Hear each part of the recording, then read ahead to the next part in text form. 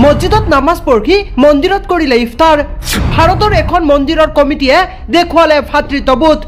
কেৰালাৰ কাছৰাগতৰ এটি মন্দিৰত মুছলমানসকলৰ বাবে আয়োজন কৰিছে বিশাল ইফতাৰত অংশগ্ৰহণ কৰিছে প্ৰায় শতাধিক হিন্দু মুছলমান হয় এই ভিডিওটো আপোনালোকে যিমান পাৰে শেয়াৰ কৰি দিয়ক কিয়নো এইবাৰ দেখিবলৈ পোৱা গৈছে এখন মন্দিৰৰ কমিটিয়ে ভাতৃত্ববোধৰ নিদৰ্শন দাঙি ধৰিছে দেখিবলৈ পোৱা গৈছে কেৰালাৰ কাছাৰাগতৰ কেনামাঙ্গালাম কাছাকাম ভাগৱতী মন্দিৰত আয়োজন কৰা হৈছে বিশাল ইফতাৰৰ এনেদৰে দেখিবলৈ পোৱা গৈছে এফালে মুছলমান লোকসকলে ইফতাৰত অংশগ্ৰহণ কৰিছে আৰু আনফালে মন্দিৰ কমিটিৰ সেই লোকসকল ইফতাৰত অংশগ্ৰহণ কৰিছে আৰু উক্ত বাতৰিটো বৰ্তমান সময়ত কেইবাটাও ৰাষ্ট্ৰীয় সংবাদ মাধ্যমত সম্প্ৰচাৰিত হৈছে উক্ত ঠাইখনৰ প্ৰাক্তন মিউনিচিপাল চেয়াৰমেন কেপি জয়ৰঞ্জন তথা বৰ্তমান টেম্পল ফেষ্টিভেল কমিটিৰ চেয়াৰমেন জয়ৰঞ্জনে 13টাকৈ মছজিদত উপস্থিত হৈছিল আৰু সেই মছজিদত উপস্থিত হৈ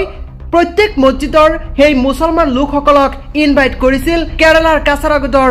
কেনামাঙ্গালাম কাছাকাম ভাগৱতী মন্দিৰত আয়োজন কৰা ইফতাৰত আৰু এনেদৰে মুছলমান লোকসকলে ইফতাৰত অংশগ্ৰহণ কৰিছে।